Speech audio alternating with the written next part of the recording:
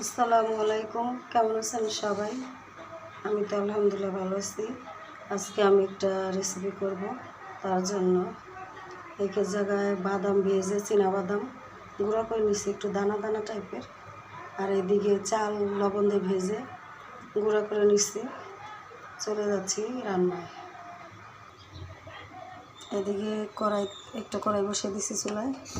কড়াইতে পানি দিয়ে দিছি, দিয়ে দিব 2টা এলাচ, দিয়ে দেবো একটা তেজপাতা, আর দিব 1 কাপ পরিমাণ চিনি।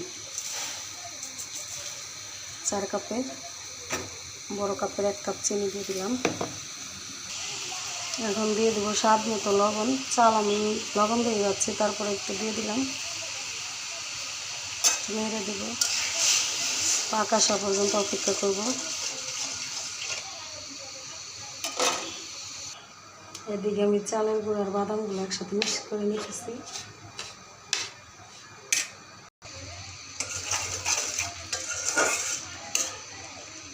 এদিকে আমি একটু ফুড কালার দিয়ে দিব, যেহেতু আমি লাড্ডু বানাবো তার জন্য একটু কালার হলে ভালো হয়। অনেকটাই দিছি যাতে হলুদ একটা কালার আসে। আমি বেশি পাকা নাবো না, এতে এরকম একটু তারতার হয়েছে। এখন দিয়ে দিব আমি এই গুঁড়াগুলা, বাদামের গুঁড়া আর চালের গুঁড়াগুলা অল্প অল্প করে দিয়ে মিশিয়ে নিব।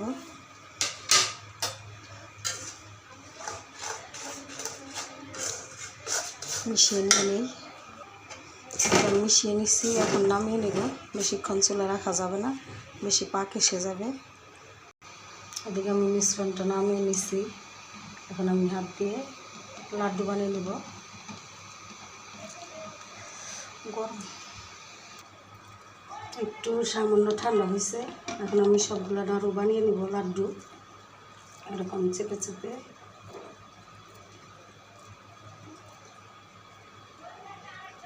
তো বানিয়ে নিতেছি সবগুলো, আমি এভাবে বানিয়ে নেব।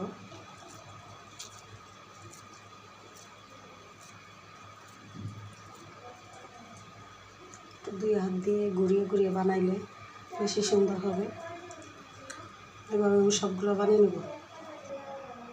এই তো আমি সবগুলো লাড্ডু বানিয়ে নিয়েছি। গরম গরম বানাতে হবে। এই যে আমার হাতের অবস্থা, ঠান্ডা হয়ে গেলে জোরজোড়া হয়ে যাবে। এই তো বানিয়ে নিয়েছি। একটু যদি ভালো লেগে থাকে লাইক কমেন্ট শেয়ার করবেন। ইউটিউব থেকে দেখলে তুতুনের মায়ের রান্নাঘর, ফেসবুক থেকে দেখলে শখের রান্নাবান্না।